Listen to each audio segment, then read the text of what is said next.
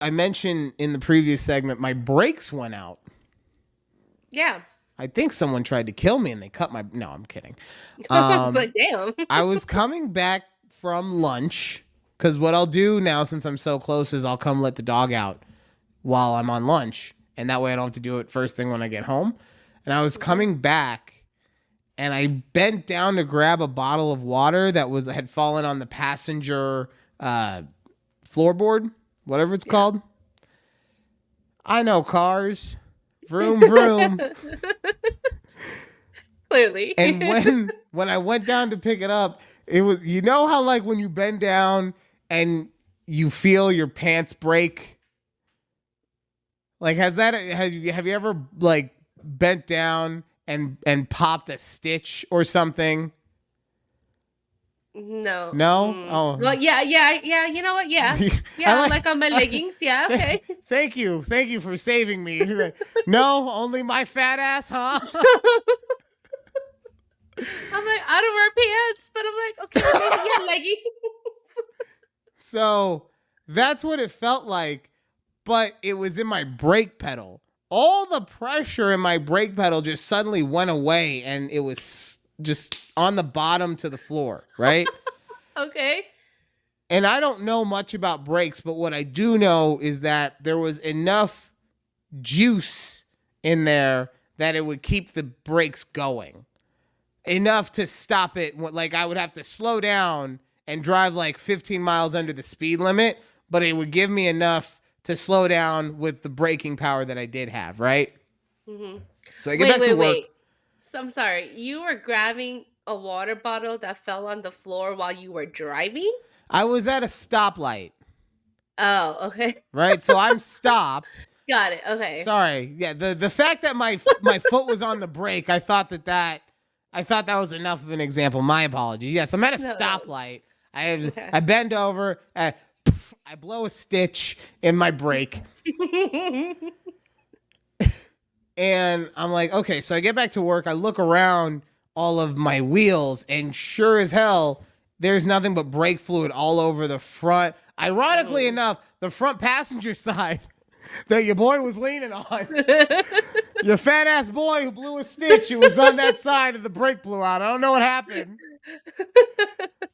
But yeah, so I call the repair shop, and they're like, yeah, we can't fix it tonight, but you can bring it in and we'll take care of it first thing in the morning and pick it up tomorrow. I was like, cool. So I drive it down very carefully and drop it off. But now, because I'm off so early compared to the EP, my only choice to get home is to walk. Mm-hmm. So no problem. It's not far. It's about 1.5 miles, 2 miles, something like that. Easily done.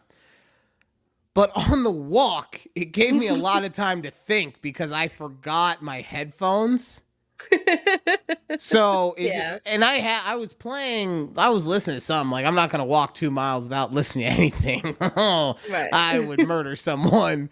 But it gave me time to think, and I had a couple thoughts I just wanted to go over with you real quick. Okay. The first one was people who I would be interested in possibly accepting a hitchhiking style ride from. Okay. Because I was thinking about this, right? If someone came to me and was like, hey, do you need a ride? What are the odds that I say yes, right? Now, for background, I am someone, I would not want to say yes to many people. I'm very fearful that like anyone can take me out at any time, right? Uh-huh. So the stereotypical of a hot chick pulled up, no, that's a red flag. Why are you out of nowhere just deciding to help someone that looks like me in my position? Nope, red flag. You're trying to steal my kidneys. Well, what if a cop comes over? Nope, I have dark skin. Red flag. I'm sorry, I couldn't help. But I'm not lying when I say that. There is a fear in me, and this is based on my own experiences, not just based on what's happened in the news. But there is a fear of something bad might happen to me if I, I would love to have a full on trust of law enforcement. I would love to be able to just get on the microphone and sing their praises, but I can't. And it's not because of law enforcement themselves. It's because of the situation that they are put in. They are put in an unwinnable position for people that are human beings, right? Right.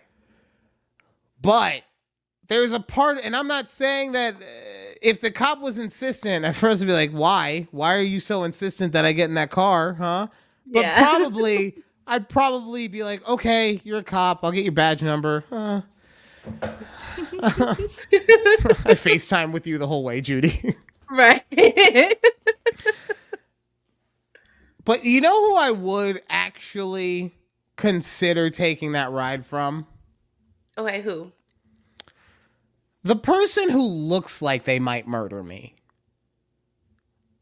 Right? Why? Just go with me for a second. So I understand that there's body dysmorphia and all this stuff, right? But you got to know how you look to other people to a degree. And if you look like that and are offering that, you got to know that people are thinking this is a big mistake. So you will probably be on your best behavior the whole time. Maybe I'm wrong about that. That's more of a fairy tale. Okay. But for me specifically, why I would feel more comfortable is because I guarantee you the entire time I would be on my A game. You would not, like, there is not a moment where I'll be like, oh yeah, the game. No. We ain't talking about no game. We talking about the road and you driving. Let's go. I appreciate your sincerity for allowing me to be in the car with you. Drive. I mean, honestly, if anyone asked me if I needed a ride, I'd most likely say no. Yeah. I say most likely because there's that 1% that it's like Travis Kelce and Taylor Swift. I would say yes. If they, hey, I'm on a date and I figured I could also give you a ride so I could do two things at once. Wow.